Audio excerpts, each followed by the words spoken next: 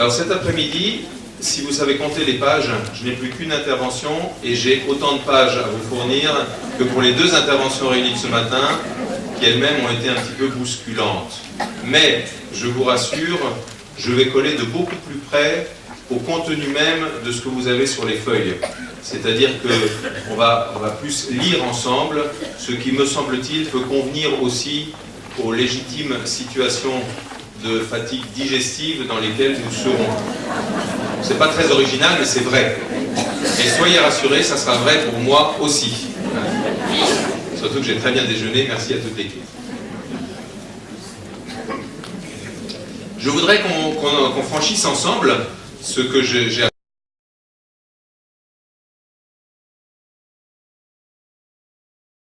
peu ce grand écart entre les questions qui sont les vôtres, l'expérience qui est la vôtre, avec les facettes qui sont des facettes d'ouverture, parfois des facettes plus compliquées, et en même temps, ce que j'ai appelé, ce que je continuerai à appeler, parce que je n'ai pas trouvé mieux pour le moment, l'espérance maximale.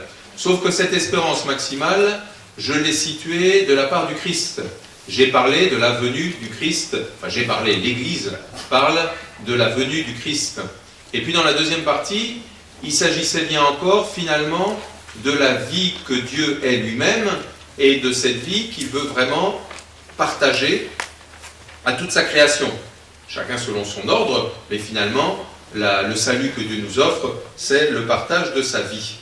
Et maintenant, dans une troisième étape, je vais davantage me placer peut-être de notre côté, puisque c'est aussi des questions, ce sont nos questions, vous êtes peut-être jamais mis à la place de Dieu pour savoir ce qu'il voulait faire ou pas faire.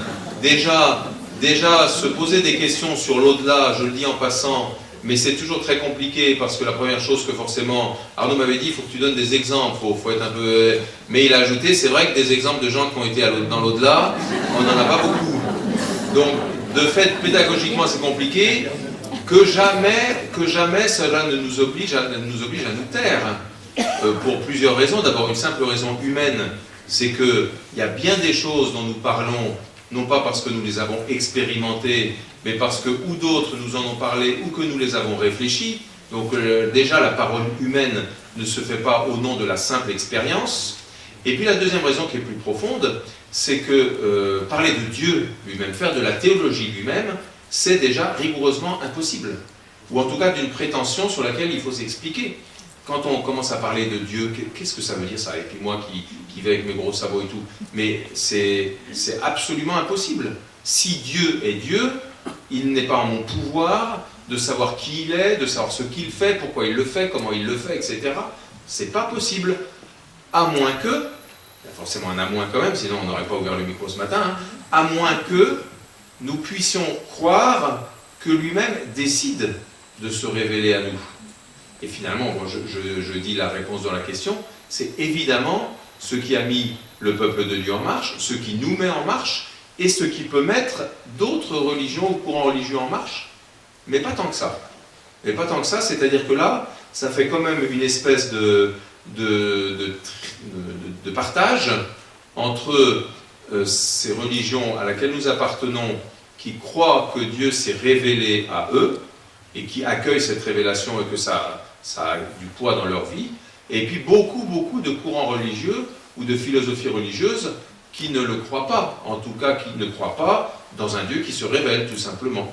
Elles ont leur lettre de noblesse, elles ont tout le respect, elles peuvent faire beaucoup de bien dans beaucoup de circonstances, mais vous voyez que qualitativement, ce n'est pas le même genre de démarche. Parmi les religions dites révélées, c'est-à-dire celles qui croient en un Dieu qui se révèle, il faudrait être plus précis, c'est clair que nous sommes dans cette branche judéo-chrétienne, les chrétiens ne se comprenant qu'enracinés dans le peuple juif, nous sommes de cette veine-là qui croyons que Dieu s'est révélé, et que comme Dieu s'est révélé, et qu'il l'a fait aussi à travers des langages d'hommes, à travers des histoires d'hommes, à travers des relectures d'hommes, enfin toute la patte humaine y est passée, et bien que ça nous donne non seulement une autorisation, mais presque une obligation de parler de lui. Puisque Dieu nous parle de lui, si nous croyons ça, notre devoir c'est que nous aussi nous parlions de lui, c'est-à-dire que nous aussi nous fassions de la théologie. Donc nous sommes théologiens, non pas de métier ou de profession, mais de vocation. Le baptême, la confirmation, font de vous des théologiens et des théologiennes, des gens habilités et même missionnés pour parler de Dieu. Et quand Dieu se révèle, simultanément, il se révèle lui-même, il révèle son dessein d'amour, il révèle le projet d'amour qu'il a pour toute l'humanité, il nous parle aussi de l'homme. Donc Dieu nous parle de l'homme, et nous pouvons aussi parler de l'homme, parce que Dieu nous y aide et que Dieu nous y pousse. Donc ça s'appelle aussi de l'anthropologie, ça s'appelle ce que vous voulez, mais parler de l'homme, ça peut se faire de 1000 façons. Ça peut se faire sous l'angle historique, sous l'angle sociologique, sous l'angle médical, sous l'angle tout ce que vous voulez. Ça peut se faire aussi sous l'angle théologique, c'est-à-dire d'essayer de se laisser guider par Dieu, qui a quelque chose aussi à nous apprendre sur l'homme. Et ça va être très important, ce petit préambule, dans les questions qui nous occuperont tout à l'heure, quand on va parler, alors qui nous occupe dès maintenant quand on parle de l'au-delà de la mort. Au nom de quoi je parle de l'au-delà de la mort? Je parle de l'au-delà de la mort parce que je crois que Dieu nous en dit quelque chose et nous en fait même mission de le partager. Alors, il ne faut pas dire tout et n'importe quoi. Donc là, je dis juste, je dis quand même mon autorisation à parler, mais après, il faut savoir comment je vais parler et en m'appuyant sur quoi je vais parler. D'où l'importance de ce qu'on a fait ce matin, même si je n'ai pas pu rentrer dans tous les détails, de ce que les premières communautés chrétiennes nous disent, de ce que l'Évangile nous dit, de ce que l'Écriture sainte nous dit plus généralement, etc. Ça, c'est des autorisations et même des missions à parler. Donc je peux parler, je dois parler de notre espérance, non seulement par rapport à la venue de Dieu, mais de notre espérance en cela qu'elle nous concerne et qu'elle nous ouvre aussi des portes. Alors le premier point que je ferai, c'est de rappeler que nous sommes tous appelés à la vie éternelle. Je vais aller assez vite, parce que d'abord vous le savez, puis on l'a déjà dit un peu dans les questions, c'est une expression petit a, qui est omniprésente dans le Nouveau Testament. Je crois qu'on la trouve plus d'une 50aine de fois, la vie éternelle ceci, la vie éternelle cela.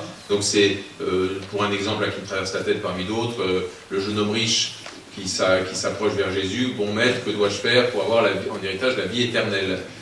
Jésus à aucun moment lui reproche de s'intéresser à sa vie éternelle.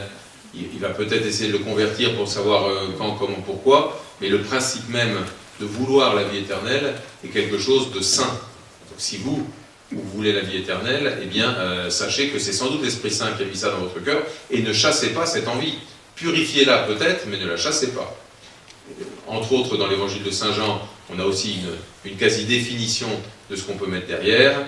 La vie éternelle, c'est qu'ils te connaissent, toi le seul vrai Dieu, et celui que tu as envoyé, Jésus-Christ, avec bien entendu cette notion de connaissance, qui est presque un synonyme de notion de communion. La vie éternelle, c'est qu'il communie avec toi, le vrai Dieu, et qu'il communie en ton Fils, par lui, avec lui, etc. Alors, si elle est omniprésente dans le Nouveau Testament, il faut quand même reconnaître qu'elle est souvent assez absente de nos paroles. Je ne sais pas si moi non plus, moi tout ubérel que je suis ne suis pas certain que je prononce très souvent l'expression vie éternelle. Je ne sais pas. Enfin, je crains un peu même à la limite. Enfin, aujourd'hui, je me rattrape, hein, mais de façon générale. Et ça pose aussi une question que nous ne sommes pas la seule à poser, parce que Benoît XVI l'a posée, par exemple, ou il l'évoquait dans une homélie que je vous cite. Le but de notre cheminement est la vie éternelle à la droite du Père, en communion avec le Christ. Aujourd'hui, nous avons souvent un peu peur de parler de la vie éternelle. Nous parlons de ce qui est utile pour le monde, nous montrons que le christianisme aide aussi à améliorer le monde, mais nous n'osons pas dire que son but est la vie éternelle et que les critères de la vie découlent de ce but. Nous devons comprendre à nouveau que le christianisme reste un fragment si nous ne pensons pas à ce but, que nous voulons suivre notre guide à la hauteur de Dieu, à la gloire du Fils qui nous fait Fils dans le Fils, et nous devons de nouveau nous rendre compte que ce n'est que dans la grande perspective de la vie éternelle que le christianisme révèle tout son sens. Nous devons avoir le courage, la joie, la grande espérance de penser que la vie éternelle existe, que c'est la vraie vie, et que de cette vraie vie vient la lumière qui éclaire aussi ce monde, et qui envahit aussi notre vie. Vous voyez, il faut vraiment situer la vie la plus largement possible, la plus divine possible. Et ça, c'est pas du tout triste, c'est tout le contraire. Il faut avoir une espérance joyeuse parce que c'est une espérance en la vie divine. Alors c'est pas absent de nos paroles, mais j'ai remis 2-3 exemples pour dire que ça n'est pas absent de notre vie quand même. En particulier que ça n'est pas absent de notre prière. J'ai cité que quelques exemples de prière eucharistique. Qu'est-ce que nous faisons quand nous prions en particulier pour les défunts pendant la prière eucharistique, mais pour nous aussi. Pour eux et pour tous ceux qui reposent dans le Christ, nous implorons ta bonté, qu'ils entrent dans la joie, la paix, la lumière. Voilà ce que nous souhaitons. Donc nous leur souhaitons bien ce qu'on pourrait appeler autrement la vie éternelle. Reçois-les dans ta lumière, auprès de toi, que nous ayons part à la vie éternelle, prière eucharistique numéro 2, pour que nous obtenions un jour les biens du monde à venir dans ton royaume où nous espérons être comblés de ta gloire, tous ensemble et pour l'éternité, c'est bien ce qu'on demande aussi, accorde Père très bon l'héritage de la vie éternelle, etc., etc. Et vous savez même que dans une formule introductive au baptême, alors dans l'ancien rituel, mais ça peut exister aussi dans le rituel pour l'initiation des chrétiens à l'âge adulte, que demandez-vous, vous savez, c'est une question, que demandez-vous à l'Église? Le baptême, ou même parfois, que demandez-vous directement à l'Église? La vie éternelle. Tout à l'heure, au tout début de la journée, là, quand je vous disais dans votre tête de réfléchir, qu'est-ce que vous avez comme espérance maximale? Est-ce qu'il y a quelque chose qui ressemble à la vie éternelle? Ça serait que justice. Il faut espérer large. Il faut commencer par parler, je pense, de Dieu, mais Dieu, qu'est-ce qu'il veut? Nous partager sa vie, nous donner la vie éternelle, je n'ai pas besoin d'insister.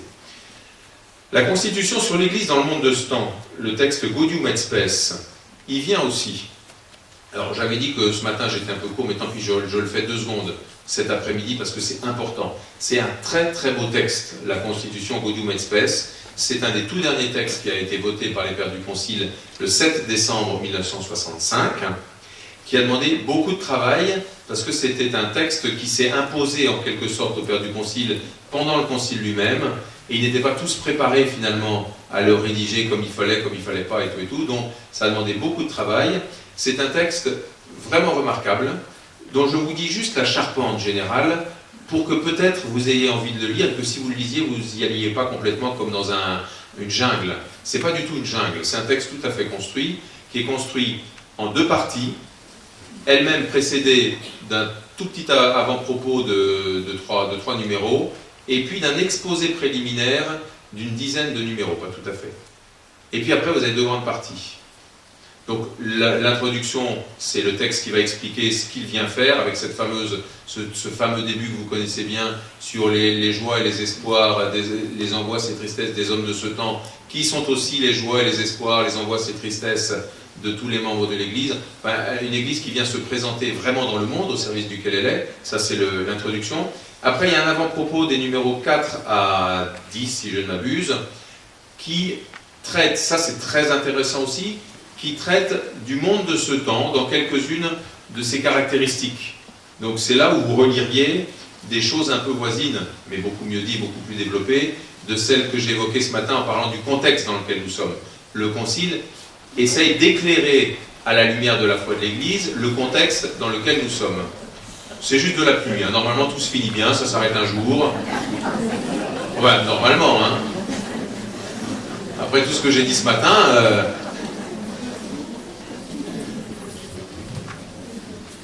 Une fois ceci posé, le Concile en vient à ces 2 grandes parties qui sont les 2 piliers du texte. Une première partie qui traite de la dignité, de la vocation de l'homme. Et puis une deuxième partie qui va traiter de quelques problèmes plus urgents. Alors le mariage, la culture, la vie économique, la vie politique, la paix entre les nations. Voilà, 5 sous-chapitres de cette partie-là. Et dans la première partie, on a un exposé presque préliminaire qui permet ensuite de comprendre bien la deuxième partie. Donc dans cette première partie, vous me suivez jusque-là? Ah, super. Vous avez à nouveau 4 sections dans cette première partie. 4 chapitres, si vous voulez, dans cette première partie. Qui traitent tous, donc, par rapport au titre général de la dignité et de la vocation de la personne humaine, ou de la vocation humaine, qui commence, premier chapitre, par parler de la dignité de la personne en tant que telle. Deuxième chapitre inséparable de la communauté humaine. Troisième chapitre inséparable de l'activité humaine. Et 4e chapitre, comment situer l'Église par rapport à tout ça. Vous voyez, vous avez 3 angles d'attaque qui sont inséparables et qui tous disent de la part du Concile quel est son regard, là aussi, plein d'espérance, plein de foi, sur la personne humaine, sur la communauté humaine, sur l'activité humaine, et comment l'Église est missionnée au service de tout ça. Et si maintenant vous regardez d'un peu plus près chacune des 3 premiers chapitres que je viens de vous dire, personne, communauté, activité, ils sont presque tous les 3 construits de la même façon, c'est-à-dire qu'ils partent. On a parlé de théologie inductive. Qu'est-ce que ça veut dire? Ça veut dire que ça part de ce que les pères du Concile connaissaient, de ce que les évêques connaissent, de ce que vous connaissez, et ça éclaire cette situation à la lumière de l'Évangile, mais pas pour faire un jugement moral, mais pour faire surgir des aspects de cette situation. Et puis, chaque chapitre se déroule comme ça, et chaque chapitre s'achève, c'est là aussi où je voulais en venir, chaque chapitre s'achève par un numéro qui nous reparle du Christ, comme si le Christ qui est au terme du chapitre allait effectivement donner sa réelle lumière sur l'ensemble du chapitre. Et ça vaut pour la personne, la communauté et l'activité humaine. Et à chaque fois, on a un Christ qui vient de l'avant pour nous dire la profondeur de ce que nous sommes. Je prends juste parce qu'il y a des sous-titres, et rien que les sous-titres vont être parfaitement évocateurs. Donc, le premier chapitre, ça va du numéro 11 au numéro 22, et au numéro 22, on a un chapitre qui s'appelle « Le Christ, homme nouveau », puisqu'on est en train de parler de la personne humaine, le Christ, homme nouveau. Dans le deuxième chapitre sur la communauté humaine, le dernier numéro qui est le 32 s'intitule « Le Verbe incarné et la solidarité humaine ».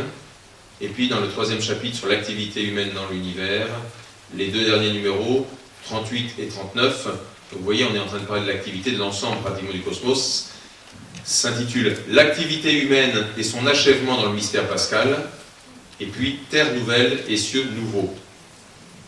Tout ça pour dire que dans les numéros que je cite de Gaudium et Spes, on est toujours dans cette double théologie qui est à la fois celle qui part d'une expérience humaine, qui l'éclaire, comme nous on a allumé notre pièce, et qui en même temps la conduit vers le Christ qui ferme, qui clôt chacun des chapitres et qui donne en quelque sorte l'accomplissement du chapitre. Alors, dans le numéro 18, dont je vais lire maintenant un extrait, vous êtes dans le premier chapitre, c'est-à-dire le regard qu'on porte sur la personne humaine, comment le Christ, homme nouveau, à la fin du chapitre, va éclairer tout ça, et que parmi les souffrances, parmi les énigmes que toute personne humaine rencontre, il y a celle de la mort. Alors je lis maintenant ce numéro, je vais le lire assez rapidement parce qu'il n'est pas compliqué, et vous voyez combien ça nous redit que toute personne humaine est appelée à partager la vie éternelle. C'est en face de la mort que l'énigme de la condition humaine atteint son sommet. L'homme n'est pas seulement tourmenté par la souffrance et la déchéance progressive de son corps, mais plus encore par la peur d'une destruction définitive. Et c'est par une inspiration juste de son cœur qu'il rejette et refuse cette ruine totale et ce définitif échec de sa personne. Le germe d'éternité qu'il porte en lui, irréductible à la seule matière, s'insurge contre la mort.